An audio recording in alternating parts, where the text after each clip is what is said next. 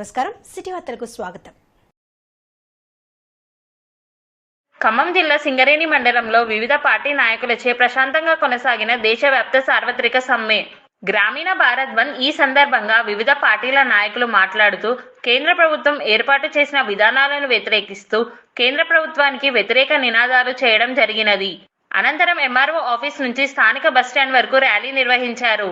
ఈ కార్యక్రమంలో CPI party జిల్లా కార్యవర్గ సభ్యులు, రాష్ట్ర నాయకులు బి వీరభద్రం, ఏఐటియుసి నాయకురాలు సీతా మహాలక్ష్మి, సిపిఎం నాయకులు కె నాగేశ్వరరావు, సిపిఐ ఎంఎల్ నాయకులు వై ప్రకాష్, ప్రజాపంద నాయకులు తేజా నాయక్, కాంగ్రెస్ పార్టీ మండల అధ్యక్షుడు టి చంద్రప్రకాష్, మాజీ ఎంపీటీసీ గడ్డం వెంకటేశ్వర్లు, సిఐటియు నాయకులు నరేంద్ర, తెలంగాణ వ్యవసాయ కార్మికుల సంఘ నాయకులు, తెలంగాణ రైతు సంఘం నాయకులు, అంగన్వాడీ టీచర్స్, పంచాయతీ సిబ్బంది, మధ్యాహ్నం భోజన వర్కర్స్ తదితరులు పాల్గొన్నారు.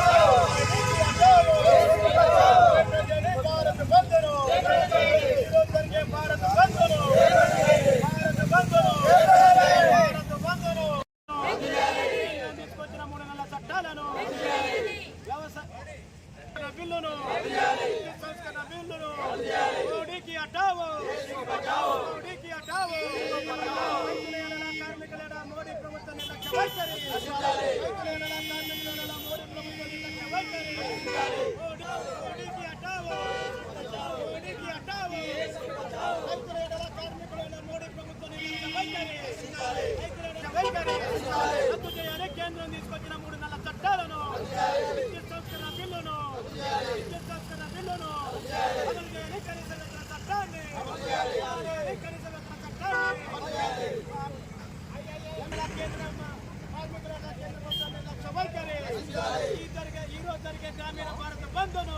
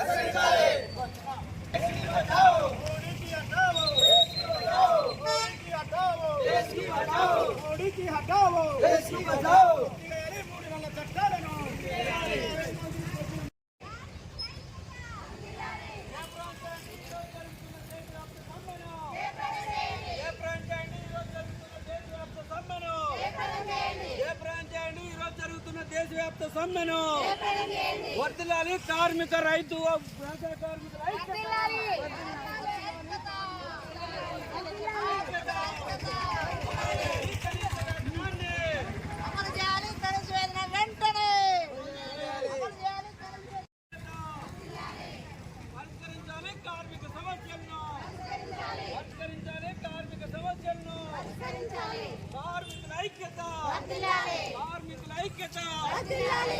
కనీస వేతనం 26,000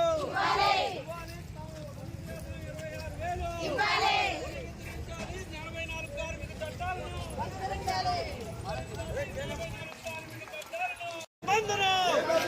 అమలు చేయాలి. కనీస వేతన చట్టాన్ని అమలు చేయాలి. కనీస వేతన చట్టాన్ని అమలు చేయాలి. కనీస వేతన చట్టాన్ని చేయాలి. పార్లమెంట్ సమావేశాల్లో కనీస మద్దతు ధర చట్టాన్ని వర్ధిల్లాలి. కార్మిక రైతు వ్యవసాయ కార్మికుల ఐక్యత. వర్ధిల్లాలి. కార్మిక రైతు వ్యవసాయ కార్మికుల ఐక్యత. కార్మిక రైతు వ్యవసాయ కార్మికులు పరిష్కరించాలి. కార్మిక సమస్యలను పరిష్కరించాలి. కార్మిక రైతు వ్యవసాయ కార్మికుల సమస్యలను చేయాలి. గిట్టుబాటు ధరను చట్టాన్ని ఈ రోజు జరిగే గ్రామీణ భారత్ బంద్ను రైతు సంఘాల ఐక్యత పాటుదల చట్టాన్ని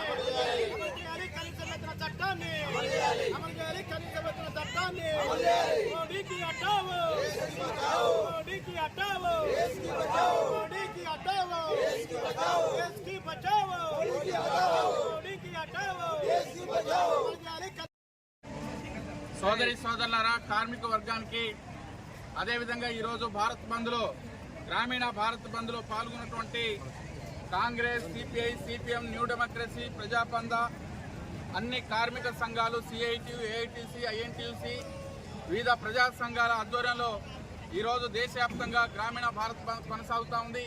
ఖమ్మం జిల్లా కారేపల్లి మండలంలో కూడా ఇవాళ వందలాది మంది కార్మిక వర్గం కన్నెర్ర చేసి, ఖబర్దార్ నరేంద్ర మోడీ, నువ్వు కార్మిక, కర్షక, రైతు, నిరుద్యోగ, ప్రజా వ్యతిరేక విధానాలు అనుసరిస్తున్నావు, ఇది సరైనది కాదని ఇవాళ దేశవ్యాప్తంగా కార్మిక వర్గం, రైతాంగం, వ్యవసాయ కార్మికులు, సకల వర్గాల ప్రజలు ఇవాళ తీవ్రంగా ఈ నిరసనలో పాల్గొని గ్రామీణ భారత్ బంద్లో పాల్గొని నిరసన తెలియజేస్తా ఉన్నారు.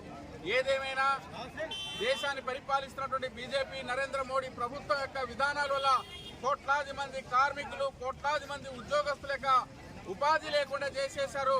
ఇవాళ కార్పొరేట్ శక్తులకు అనుకూలంగా ఇవాళ దేశ సంపద మొత్తం కూడా కార్పొరేట్ సంస్థలకు అనుకూలంగా ఇవాళ ఈ నిర్ణయాలు చేసి కార్మిక వ్యతిరేక విధానాలను అనుసరిస్తా ఉన్నారు. వ్యవసాయ రంగంలో అదే తీసుకొచ్చారు. అనేక ప్రభుత్వ సంస్థలైన పరిశ్రమలన్నీ కూడా ప్రైవేట్ పరం చేసి అదాని అంబానీలకు తాకట్టు పెట్టినటువంటి ప్రధానమంత్రి ఈ దేశ చరిత్రలో ఎవరు లేరు, ఇవాళ బీజేపీ తప్ప మరొకటి కాదు. అందుకోసం ఇవాళ కార్మిక, కర్షక, మహిళ, నిరుద్యోగులు, అన్ని వర్గాల కార్మిక వర్గం, రైతాంగం, ఇవాళ శ్రామిక వర్గ ప్రజలందరూ కూడా ఏకోన్ముఖంగా ఇవాళ భారత బంద్ విజయవంతంగా కొనసాగుతా ఉంది. వేలాది మంది ఇవాళ ఢిల్లీ నగరంలో కదం తొక్కుతున్నారు. దేశవ్యాప్తంగా ఇవాళ వ్యవసాయ రంగాన్ని కాపాడుకోవడం కోసం, ప్రభుత్వ సంస్థల్ని కాపాడుకోవడం కోసం, కార్మికుల హక్కుల్ని వ్యతిరేకంగా ఇవాళ పార్లమెంట్ లో కార్మిక 4 వ్యతిరేక కోడ్ బిల్లులను తీసుకొచ్చింది. తీసుకోవాల్సిన అవసరం ఉంది. కాబట్టి ఏదైనా సరే రాబోయే ఎన్నికల్లో, పార్లమెంట్ ఎన్నికల్లో ఈ బీజేపీ, నరేంద్ర మోడీ ప్రభుత్వాన్ని గద్దెదించకపోతే ఈ దేశానికి భవిష్యత్తు లేదు, ఈ రాజ్యాంగానికి రక్షణ లేదు. అన్ని వర్గాల ప్రజలకి హక్కుల్ని కాలరాయడానికి ఇవాళ ఈ ప్రభుత్వం అనుసరిస్తున్న విధానాలు. కాబట్టి వచ్చే ఎన్నికలు సభాధ్యక్షులు నరేంద్ర గారు, అదేవిధంగా Congress party, CPI party, CPM, ప్రజాపంద, ఎంఎల్ న్యూ డెమోక్రసీ పార్టీలు, వివిధ కార్మిక సంఘాల నాయకులు, కార్యకర్తలు, అట్లనే అంగన్వాడీ టీచర్స్ అండ్ హెల్పర్స్, మధ్యాహ్న భోజనం, ఆశా వర్కర్లందరికీ ఈ బంద్లో పాల్గొన్న మీ అందరికీ ముందుగా శుభాకాంక్షలు, ధన్యవాదాలు. మిత్రులారా, ఇవాళ మనం గుర్తుంచుకోవాల్సింది ఏంటంటే 2014లో మోడీ గారు అధికారాన్ని చేపట్టగానే ఆయన చేసినటువంటి మొట్టమొదటి పని ఏంటంటే ప్రణాళికా సంఘాన్ని రద్దు చేయటం. ఈ ప్రణాళికా సంఘం అనేది మనకి స్వాతంత్రం వచ్చిన తర్వాత ప్రతిపక్ష నేతలందరితోటి కూడా పార్లమెంట్లో ఏర్పాటు చేసి ఏ రూపాయి దేనికోసం ఖర్చు చేయాలి అని చెప్పి ఒక సంఘాన్ని పెట్టారు. గత 75 సంవత్సరాలుగా నడుస్తూ ఉన్నటువంటి ప్రణాళికా సంఘాన్ని మోడీ గారు వచ్చి చట్టాన్ని రద్దు చేసినటువంటి ఘటన. అంటే ఒకటే దేశం, ఒకటే పన్ను, ఒకటే రాజకీయ పార్టీ అనే నినాదంతో మోడీ ముందుకు వెళ్తా ఉన్నాడు. ఈ విధానాల్ని దేశవ్యాప్తంగా ప్రజలు దోసిపుచ్చుతూ ఉన్నారు. అదే నేపథ్యంలో మనం ఇంకొకటి చూసాం. 14 లక్షల కోట్ల నల్లధనం ఉంది. ఆ నల్లధనాన్ని స్విస్ బ్యాంకులో నుంచి బయటకు తీసుకొచ్చి ఒక్కొక్కరికి ఒక్కొక్క ఖాతాలో 15 లక్షలు వేస్తాను అని చెప్పి జీరో అకౌంట్లు ఓపెన్ చేయమంటే మనం అందరం కూడా కుటుంబానికి 2-3 అకౌంట్లు ఓపెన్ చేసాం. కనీసం 15 పైసలు కూడా అందులో పడలేదు. ఈయన ఎప్పుడైతే చాటింపు వేశాడో కార్పొరేట్లు అందరూ ఆ నల్లధనాన్ని వాళ్ళు తీసుకొని మార్చేసుకున్నటువంటి ఘటన మనం చూసాం. వెనక్కి తిరిగి చూస్తే మన జీరో అకౌంట్లు ఉన్నాయి తప్పితే అందులో డబ్బులు లేనటువంటి పరిస్థితి. అదొకటే కాదు మిత్రులారా, ఈవేళ రాజకీయంలోకి రాముణ్ణి లాక్కొని వచ్చాడు. మందిరం వంకతో ఆనాడు మసీదును కూల్చి ఆనాటి నుంచి ఈనాటి వరకు సీక్రెట్ ఎజెండాని అమలు చేస్తూ ఈవేళ రాముడే దేవుడు, రాముడే సమస్య అని అన్నట్టు రాముడితోనే అన్ని సమస్యలు పరిష్కారం అవుతాయని చెప్పి ఈవేళ దేశ ప్రజలందరినీ కూడా రామాలయము రాముడి పేరుతోటి మభ్యపెట్టి అనేక చట్టాలని వాళ్ళకి కార్పొరేట్లకు అనుకూలంగా తీసుకొస్తా ఉన్నాడు. ఈరోజు దేశంలో జరిగేటువంటి భారతదేశంలో రైతు కార్మికుల బంధుని ముందుగా మీరు జయప్రదం చేసినందుకు మీకు ధన్యవాదాలు. కానీ నరేంద్ర మోడీ ప్రభుత్వం చేసినటువంటి అన్నగారు టైం ఇవ్వలేదు, ఒక్క విషయంలో చెప్పేస్తాను. కానీ ఈరోజు నరేంద్ర మోడీ చేసేటువంటి కుట్రలో భాగం మనం అందరం అవుతున్నాం. మనం ఎన్ని మీటింగ్లు పెట్టినా ఎన్ని మాట్లాడినా నరేంద్ర మోడీ కరెక్ట్ 7 గంటలకు లైట్లు ఆర్పేయండి అంటే లైట్లు ఆర్పేసుకుందాం, అక్షంతలు తీసుకోండి అంటే అక్షంతలు తీసుకుంటున్నాం. ఆయన ఏది చెప్తే మనం అన్ని పాటిస్తున్నాం. కనుక ఆయన మనని 3 నమ్మకాల్లో నరేంద్ర మోడీ మన అందరినీ ముంచేస్తున్నాడు. ఇంపార్టెంట్ అంశం ఇది, దీన్ని గుర్తుపెట్టుకోవాలి. మనం దాంట్లో ముంచేయడమే అది చాలా నష్టదాయకం. కానీ నరేంద్ర మోడీ అంటాడు రోజు టీవీలో వారానికి ఒక్కసారి మన్ కీ బాత్ అని ఒక మాట విషయం చెప్తాడు. దాంట్లో ఏం చెప్తాడంటే ఆయన మతిలో ఉన్న కుట్రలు ఏంటంటే మన్ కీ బాత్ అంటే ఆ కుట్ర కారేపల్లి రైల్వే స్టేషన్ని అమ్మేస్తా, ఇక్కడ ఉన్న JK5 ఓసీని అమ్మేస్తా, ఈ దేశంలో ఏమేమి అడ్రస్ చేస్తున్నా, ఈ దేశంలో ఏమేమి ఉన్నాయో మొత్తం ఇవన్నీ అమ్మేస్తా. ఏది రేపు రైతు సమస్యని కూడా రేపు కరెంటు ప్రైవేటీకరణ చేయడానికి నరేంద్ర మోడీ ప్రభుత్వం కుట్రలు చేస్తూ ఉన్నది. ఇది మనకి ఈ ఎన్నిటిని మీరు వ్యతిరేకించాలి, ఈ దృష్టిలో పెట్టుకోవాలి.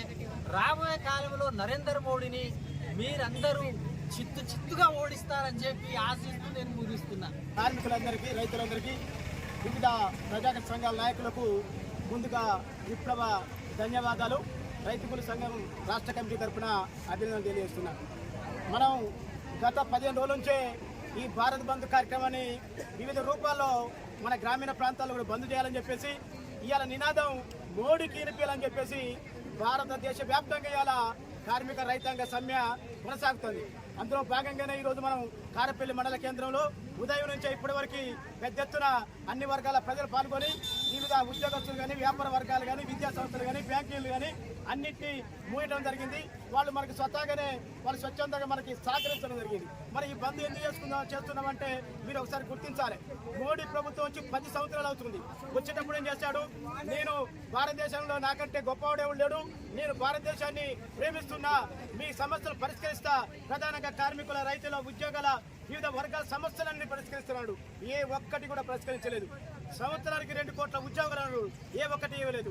బ్యాంకులో ఇంతకుముందు మనం చెప్పినట్టు ప్రతి బ్యాంకులో నల్లధనం తీసి బయట తీసి మనిషికి 10 లక్షలు వేస్తున్నాడు, ఏ ఒక్కటి ఇవ్వలేదు.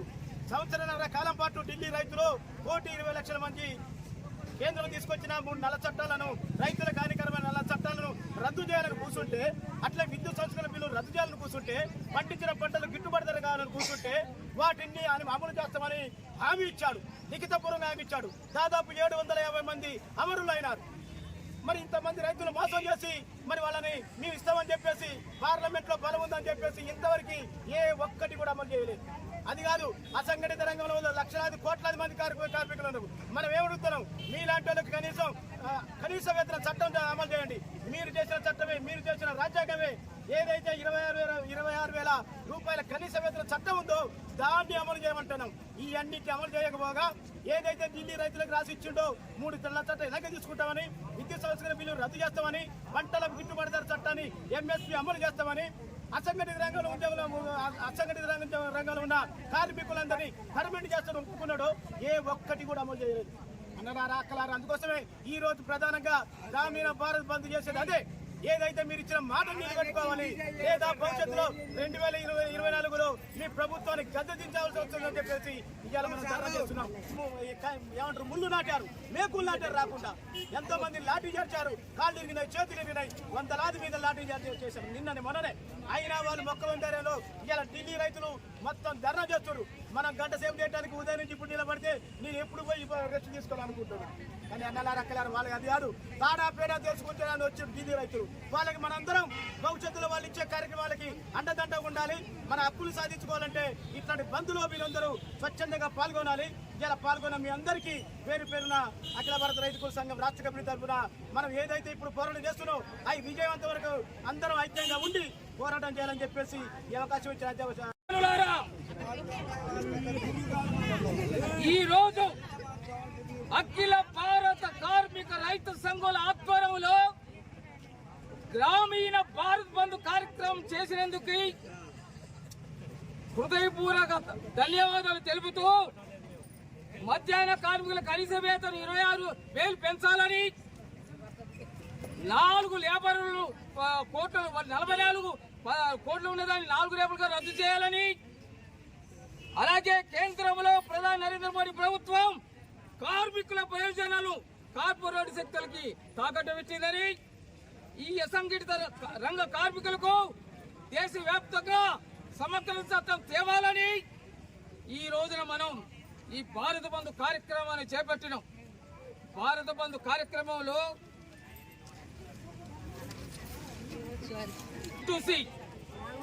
ఏఐటీసీ, సిఐటీసీ, హెచ్ఎంసీ, ఇఫ్టో, ఐఎఫ్టియు, తర్వాత BRTU, TNTUC, AITC, CCDUW, AIDDF, banks, insurance. ఏంటండి 10 కార్మిక సంఘాలు పార్టిసిపేట్ అయితే ఎప్పుడు చూసినా కార్మికులు కావాల్సింది అంగన్వాడీ వర్కర్లు, ఆశా వర్కర్లు, లేకపోతే వంట చేసే వర్కర్లు, వీళ్ళే నన్ను వీళ్ళకి దొరికేది నాకు అర్థం కావట్లే.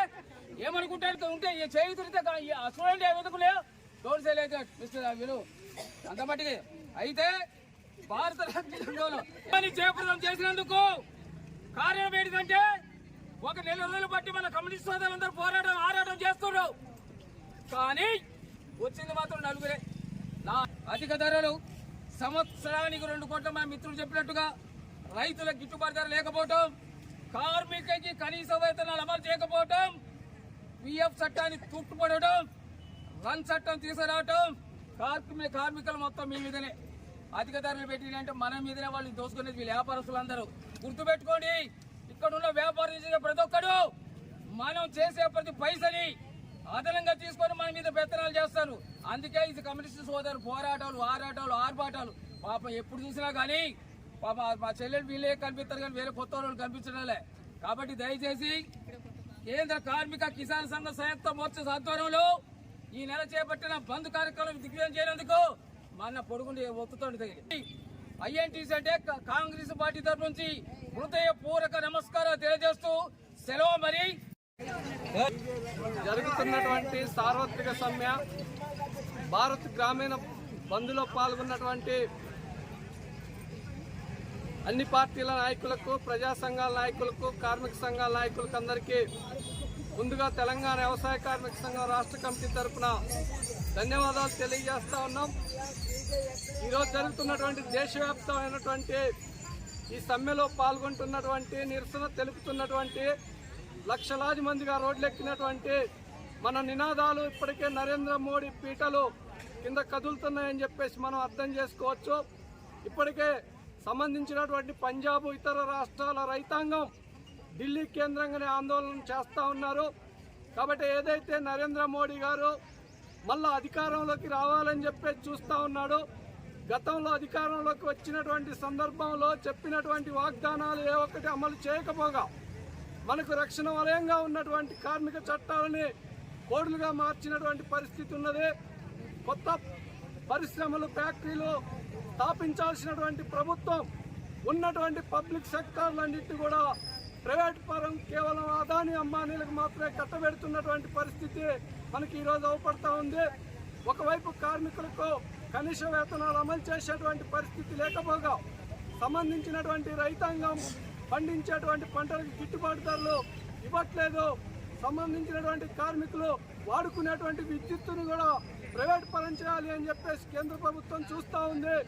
కూలీలకు వ్యవసాయ కార్మికులకు పొందరికేటువంటి ఏదైతే మనం పోరాడి సాధించుకున్నటువంటి ఉపాధి హామీ గ్యారంటీ చట్టం ఏదైతే ఉన్నదో ఆ చట్టానికి సంబంధించినటువంటి దాన్ని 200 రోజుల పని దినాలుగా ఉంచాలి అని చెప్పేసి ప్రతి కూలీకి 600 రూపాయల రోజువారీ కూలీని ఇవ్వాలి అని చెప్పేసి ఒకవైపు డిమాండ్ చేస్తూ ఉంటే ఎన్ఆర్ఈజీఎస్ నిధులను కూడా కేంద్ర బడ్జెట్లో తగ్గించినటువంటి పరిస్థితి నరేంద్ర మోడీ గారు దోపడుతూ ఉంది. ఉపాధి కూలీలకు పనిచేయించాల్సినటువంటి ఈ నిధుల్ని పక్కదారి పట్టిస్తూ ఉన్నాం. కాబట్టి రాబోయేటువంటి అతి కొద్ది రోజులలో వచ్చేటువంటి ఎన్నికల్లో ఓటు ద్వారా మన యొక్క నిరసనని తెలియజెప్పాలి. ఈ ప్రభుత్వాన్ని గద్దె దింపాల్సినటువంటి అవసరం ఉంది అని చెప్పేసి ఇప్పటికైనా నరేంద్ర మోడీ గారి యొక్క విధానాలు మార్చుకోవాలి అని చెప్పేసి తెలియజేస్తూ మాట్లాడే అవకాశం ఇచ్చినటువంటి మీ అందరికీ మరొకసారి ధన్యవాదాలు తెలియజేస్తూ సెలవు. నమస్తే. సిటీ వార్తలు సమాప్తం. నమస్కారం.